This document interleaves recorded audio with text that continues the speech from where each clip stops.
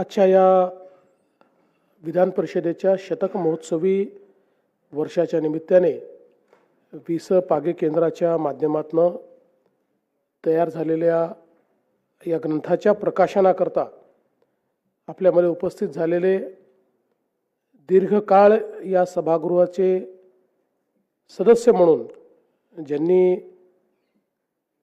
तो काळ गाजवला असे आपल्या भारत देशाचे मंत्री, आमचे मार्गदर्शक माननीय नितीनजी गडकरी, सभापती राम शिंदेजी, अध्यक्ष राहुल नार्वेकरजी, महाराष्ट्राचे लोकप्रिय उपमुख्यमंत्री अजितदादा पवार, उपसभापती डॉक्टर नीलमताई गोरे, संसदीय कार्यमंत्री चंद्रकांतदादा पाटील, ज्यांनी हा ग्रंथ संपादित केला, असे तिन्ही मान्यवर, आपले पत्रकार आणि उपस्थित सर्व विधिमंडळाचे सदस्य, अभ्यास वर्गाकरता आलेले सर्व विद्यार्थी भगिनी आणि बंधूंनो, आपल्या विधान परिषदेला 100 वर्ष पूर्ण झाले आणि त्यानिमित्ताने जे काही विविध उपक्रम आहेत त्या उपक्रमाच्या अंतर्गत विधानमंडळात झालेल्या कायदे, ठराव, धोरण या संदर्भातलं एक संकलन करण्याचा विचार माननीय सभापती, उपसभापतींनी केला. ही खरोखर अतिशय आनंदाची गोष्ट आहे. आपलं विधान परिषदेचं सभागृह हे एक अत्यंत ऐतिहासिक अशा प्रकारचं सभागृह आहे. इंग्रजी राजवटीच्या काळामध्ये तयार झालेलं विधान परिषदेचं सभागृह किंवा विधान परिषद, याच्यामध्ये देशातल्या अनेक महनीय लोकांनी या विधान परिषदेचे सदस्य म्हणून काम केलं आहे आणि विशेषतः आपले संविधानकार भारतरत्न डॉक्टर बाबासाहेब आंबेडकर यांनी देखील दीर्घकाळ या विधान परिषदेचं सदस्य म्हणून काम केलंय आणि या सगळ्या कालावधीमध्ये प्रथा, परंपरा आणि कायदे याच्या आधारावर विधान परिषदेचं कामकाज चाललं. पण खऱ्या अर्थानं विधान परिषदेला वेगवेगळ्या वेळी तिथे निवडून जाणारे जे सदस्य आहेत त्या सदस्यांनी समृद्ध केलं आणि खरोखर अनेक प्रसंग असे आहेत की या विधानसभेतल्या डिबेट्सनी कायद्यांना प्रगल्भता आली. त्या डिबेट्समुळे सामान्य माणसाच्या आशा, आकांक्षा आणि अपेक्षा या लोकशाहीमध्ये पूर्ण होऊ शकतात आणि ती संधी या सभागृहात मिळते हे अधोरेखित झालं.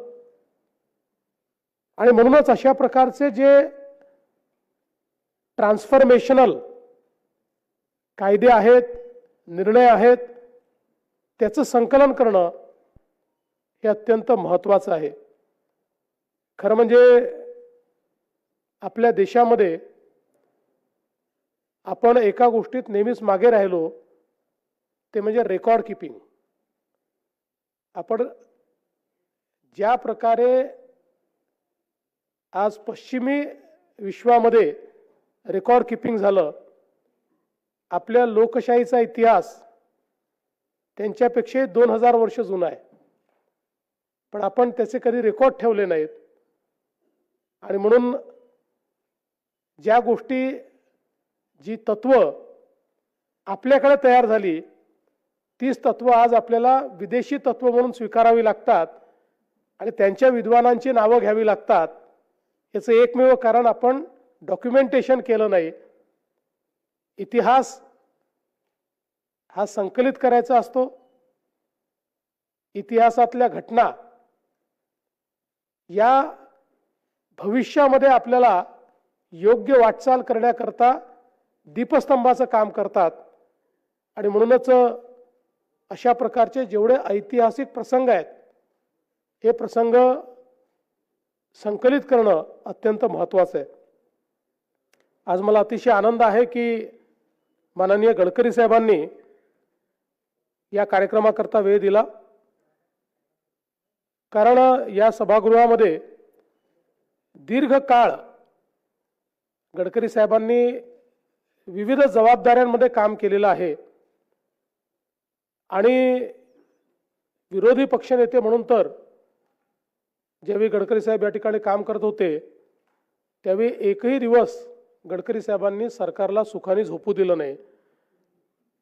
नवीन नवीन कायदे शोधून आणायचे, नवीन तरतुदी शोधून आणायच्या, नियमातले नवीन गोष्टी शोधून आणायच्या, बजेटमधल्या नवीन गोष्टी शोधून आणायच्या आणि त्याच्यावर सरकारला कडघऱ्यात उभं करायचं, निरुत्तर करायचं, हे त्यांचं कार्य आम्ही बघितलं. आम्ही विधानसभेचे सदस्य असलो तरी विधान परिषदेच्या डिबेट पाहायला आम्ही गॅलरीत बसायचो आणि गडकरी साहेब असतील किंवा बेटी सर असतील, हे ज्यावेळी अक्षरशः सरकारला सळो की पळो करून सोडायचे त्यावेळी खरोखर इथली सगळी जी काही त्या डिबेट्समधली जी विद्वत्ता होती, म्हणजे याच्यामध्ये कुठेही कटुता नव्हती की किंबहुना ते सगळं केल्यानंतर त्यांच्यासोबत जेवण देखील करायचे, पण सभागृहामध्ये मात्र अतिशय ताकदीने सगळे विषय मांडण्याचं काम गडकरी साहेब करायचे. अनेक वेळा इथल्या सभागृहामध्ये माईक बंद पडला तरी गडकरी साहेबांना माईकची गरज नव्हती, त्याच्यामुळे माईक चालू आहे का बंद आहे असा कुठलाही त्या ठिकाणी प्रश्न नसताना जोपर्यंत निरुत्तर होऊन सत्तारूढ पक्ष अध्यक्षांकडे याचना करत नाही की बाबा आता तुम्ही स्थगित करा काही काळाकरता, तोपर्यंत गडकरी साहेबांची स्टेनगन हे गोळ्या दागत राहायची. हे आम्ही सगळ्यांनी अतिशय जवळून बघितलंय. पण हे करताना निश्चितपणे विविध कायद्यांवर केलेली त्यांनी भाषणं असतील, बजेटवर केलेली भाषणं असतील, ही सगळी लोकशाही व्यवस्थेला समृद्ध करणारी आहे आणि मला असं वाटतं हे महत्त्वाचं आहे. तर त्यांनी सांगितलं की कडघऱ्यामध्ये उभं करणं हा काही उद्देश नाही आहे, ती कार्यपद्धती आहे. उद्देश मात्र त्यातनं समाजातल्या शेवटच्या माणसाचा आवाज हा प्रतिबिंबित झाला पाहिजे, हे या कामकाजाचं सगळ्यात महत्त्वाचं धोरण असतं. आणि मला असं वाटतं की निश्चितपणे ते कार्य त्यांनी त्या काळामध्ये करून दाखवलं. आणि मग अनुशेषाचे विषय म्हणजे ज्यावेळेस भारताचं संविधान झालं त्यावेळी